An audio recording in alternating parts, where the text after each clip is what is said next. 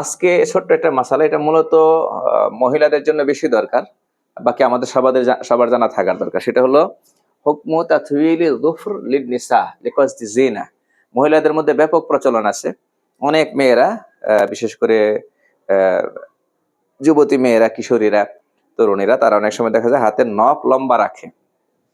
নখ লম্বা রাখে সৌন্দর্যের জন্য, এটা নাকি তাদের কাছে সুন্দর লাগে, এই জন্য তারা রাখে। আবার বলে যে আমরা তো ময়লা করি না, আমাদের তো পরিষ্কার রাখা হয়, আমরা পরিষ্কার রাখি। তো এই ক্ষেত্রে জায়েজ হবে কিনা? তো হাদিসে কি আছে? হাদিসে নখ, তারপরে হলো পুরুষের নখ, মহিলা পুরুষ সবার জন্য। এরপরে পুরুষের মুস, মানে গুফ যেটাকে বলি আমরা। তারপরে হলো নারী পুরুষ সকলের জন্য হলো অবাঞ্ছিত পশম যেগুলো আছে বগলের নিচের এবং নাভির নিচের, এই সবগুলোর ব্যাপারে একটা নিয়ম হাদিসে বলে দেওয়া হয়েছে। যেমন মুসলিম শরীফের একটি হাদিস 258 নাম্বার, উক্কিতালানা ফি কসসি শারিবি ওয়া তাকলিমিল আযাফিরি ওয়া হালকিল আনা আল্লাহ নাথরুকা আকসারা মিন আরবাঈনা ইয়াওমান। আনাস রাদিয়াল্লাহু তাআলা আনহু থেকে বর্ণিত, তিনি বলেন যে রাসূল কারীম সাল্লাল্লাহু আলাইহি ওয়াসাল্লামের তরফ থেকে আমাদের জন্য সময় নির্ধারণ করে দেওয়া হয়েছে গোফ কাটার ব্যাপারে, নখ কাটার ব্যাপারে এবং অবাঞ্ছিত পশমগুলো শরীর থেকে দূর করার ব্যাপারে, যে আমরা যেন সেগুলো 40 দিনে বেশি রেখে না দিই। এখন এটার মর্মটাও বোঝা লাগবে। এর মানে কি 40 দিন পর্যন্ত রাখা যাবে, 40 দিনের পরে রাখা যাবে না, এটা নাকি? তো এই হাদিস বা এই ধরনের যে হাদিসগুলো আছে সেগুলোর ব্যাখ্যায় ইমাম নবী রহমতুল্লাহি আলাইহি তিনি আল মাজমু এর মধ্যে উল্লেখ করেছেন যে আসলে নখ দিয়েই বলি, সবগুলোর একই বিধান, যে নখটা কখন কাটতে হবে, পুরুষ হোক আর মহিলা হোক, নখ কাটতে হবে যখন লম্বা হয়ে যায়। তখন লম্বা হয়ে গিয়েছে মানে দৃষ্টিতে পড়ে, হ্যাঁ নখ লম্বা হয়ে গেছে, বাস এটাই লম্বা। এখানে কোনো মাপ নাই যে এত মিলিমিটার বা একটা কিছু। চোখে লাগতেছে লম্বা হয়েছে, বাস লম্বা, দৃষ্টিকটু লম্বা, ঠিক আছে। ময়লা পরিষ্কার করতে হয় আলাদাভাবে, বাস বুঝতে হবে লম্বা। নর্মালি একটু লম্বা হয়ে গেলে ময়লা কি ঢোকে, এখন আলাদা করে যত্ন নিয়ে কি করতে হয়, নখ পরিষ্কার করতে হয়, তাহলে বোঝা গেল নখটা কি লম্বা। তো নখ কাটার ক্ষেত্রে মূলনীতি হলো লম্বা হয়ে গেছে, কেটে ফেলো, বাস। হ্যাঁ, কেউ যদি না কেটে দিন পার করতে থাকে, তাহলে 40 দিন পর্যন্ত লম্বা নখ নখ রাখার কারণে যে গুণাটা হবে এটা ছোট। 40 পার হয়ে গেলে একটু বড় গুণা হবে। এর মানে বড় গুণা বলতে মাকরুহে তাহারিমি হবে।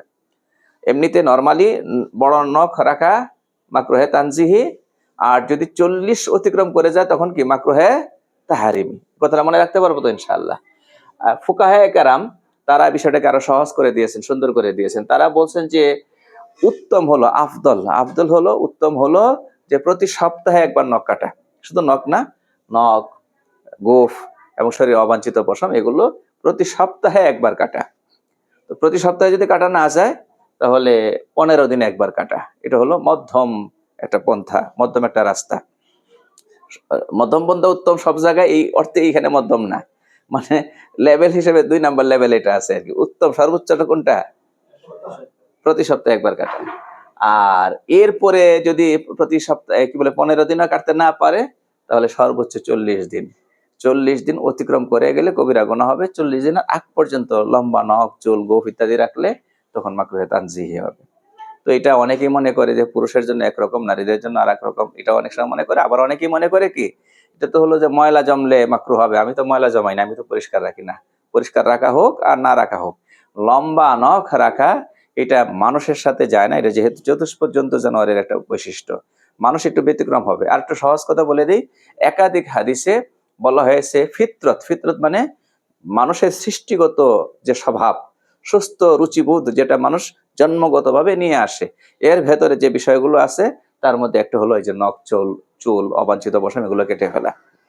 এখন কারো যদি সৌন্দর্য মনে হয় যে নখ লম্বা রাখার মধ্যে, এর মানে এই সৌন্দর্য চিন্তাটা রুচি বিকৃতির কারণে হয়েছে। এখন রুচি বিকৃতির কারণে যে জিনিসটাকে সুন্দর মনে করা হয়, এটা তো বাস্তবে সুন্দর নাও হইতে পারে। যেমন আজকালে যে ছেলেরা মাথার চুল একরকম চতুর্দিকে কামিয়ে ফেলে, বলতে গেলে মাঝখানে একটু লম্বা করে রাখে, এটাও তাদের কাছে ভালো লাগে। ভালো লাগে কিসের কারণে? স্বাভাবিক যে রুচিবোধ ছিল জন্মগতভাবে, সৃষ্টিগতভাবে, যেটাকে ফিতরত বলা হয়, এটা এখন আর নাই। এই জন্য এই যে আজকাল এই জায়গায় জায়গায় ছিদ্রওয়ালা প্যান্ট পরতেছে, খারাপ লাগতেছে না, এটা পরে সে বিভিন্ন জায়গায় যেতেছে, তার কাছে মনে হচ্ছে এটা ফ্যাশন, মানে তার রুচিতে মনে হচ্ছে এটা ভালো। এর মানে তার রুচিটা কি নাই? ফিতরত যেটা স্বাভাবিক যে রুচিটা, সৃষ্টিগত যে রুচিটা ওটা কি হয়ে গেছে, নষ্ট হয়ে গেছে। তাহলে লম্বা লম্বা নখ, এটা নারী হোক আর পুরুষের হোক, এটা সৌন্দর্যের কথা বলে রাখা, এটা রুচিবোধের, সুস্থ রুচিবোধের পরিপন্থী। সৃষ্টিগত যে রুচিবোধ, ফিতরত, এটার পরিপন্থী।